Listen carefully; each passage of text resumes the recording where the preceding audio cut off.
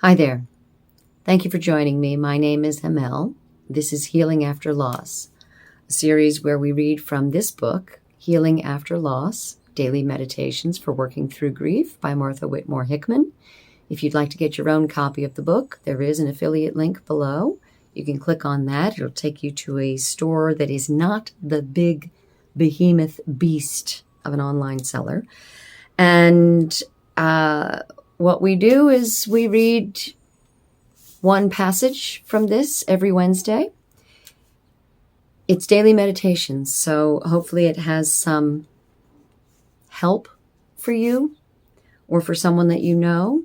If you do find these series to be helpful for your own grief, whether you're grieving a human being, a pet, an animal, a life situation, loss of a job or a relationship or anything significant that you're grieving, if you're getting traction from me reading these, then won't you please do all the things that YouTube asks you to do, like subscribe, share, comment. I'd love to have a conversation with you.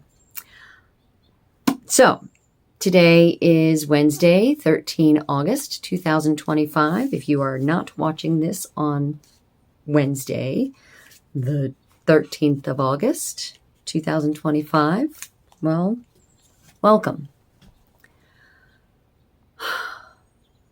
You will not be cured, but one day, an idea that will horrify you now, this intolerable misfortune will become a blessed memory of a being who will never again leave you. But you are in a stage of unhappiness where it is impossible for you to have faith in these reassurances. Marcel Proust. It is hard to believe, when we are in the midst of heavy grief, that any good will come of this. We may resent any such suggestion, as though someone is trying to offer a palliative too soon, trying to proffer a bright side when the whole world is darkened. It is true that we will never be cured, never restored to the being we were before. But we will not be forever bereft. A larger world will present itself, a picture whose frame has suddenly expanded, leapt out, to include more than we had known. And in that expanded sense of our own world, will be the presence and the absence of the one we love.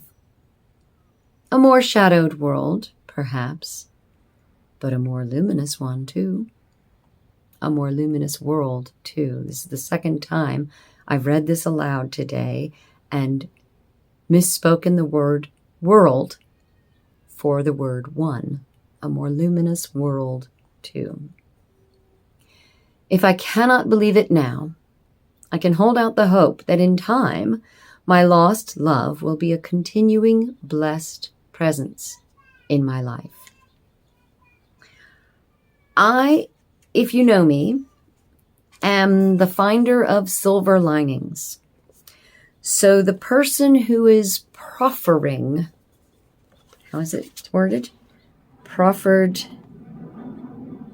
a bright side. It's me. I'm the one who tries to proffer a bright side. I try to find the silver linings in every devastation.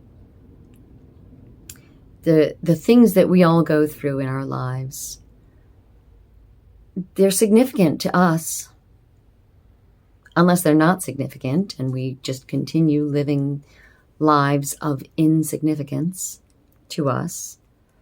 But there are events that happen, no matter how banal your life may be. There are events that happen that shake you out of the mundane and cause you to grieve, or cause you to laugh out loud, cause you to dance in the street, or sing for no reason. Those are the bright sides that I'm able to find typically in someone else's life. The silver linings that I'm able to find in someone else's life. I don't remember if I've told you this story, but when my mother was killed in a car accident in 2006, I immediately found the silver linings. We were all devastated by her loss. But she had been sick with chronic fatigue, immune dysfunction syndrome for more than 40 years.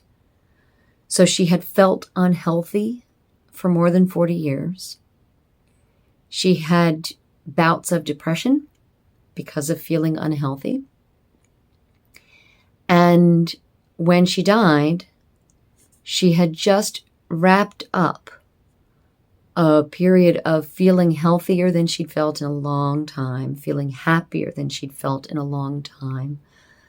She just visited with her 5 remaining siblings of the 8 that she was born into a family of 7 of 9 children.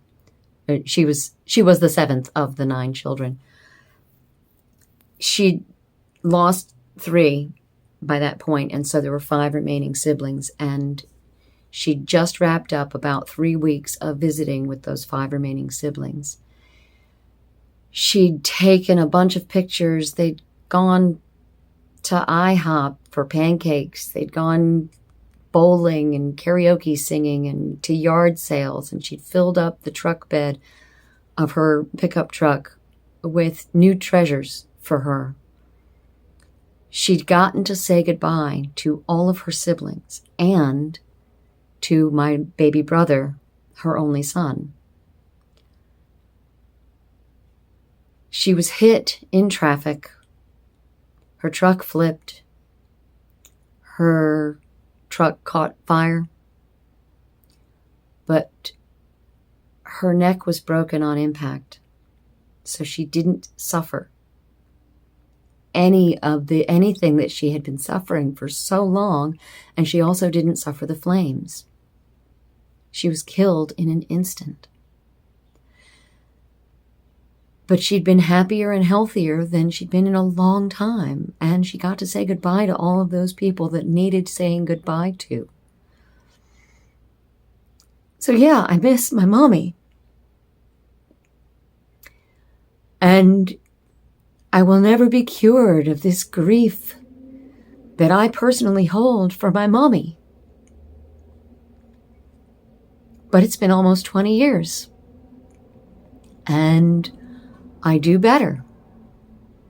And even though I was the one to discover those silver linings and proffer them as blessings for my family and any friends who knew and loved her, maybe that wasn't acceptable at the time, but I needed to know those things. So if you're grieving a loss that you've shared with me, and I proffer silver linings, if you can't accept them right away, please just know that there will come a time when they'll help you. I'm here to help. Anywho, let me read the meditation one last time. If I cannot believe it now, I can hold out the hope that in time, my lost love will be a continuing blessed presence in my life. Until next week, this has been Healing After Loss. My name is Emel. Take care of yourself and go with grace.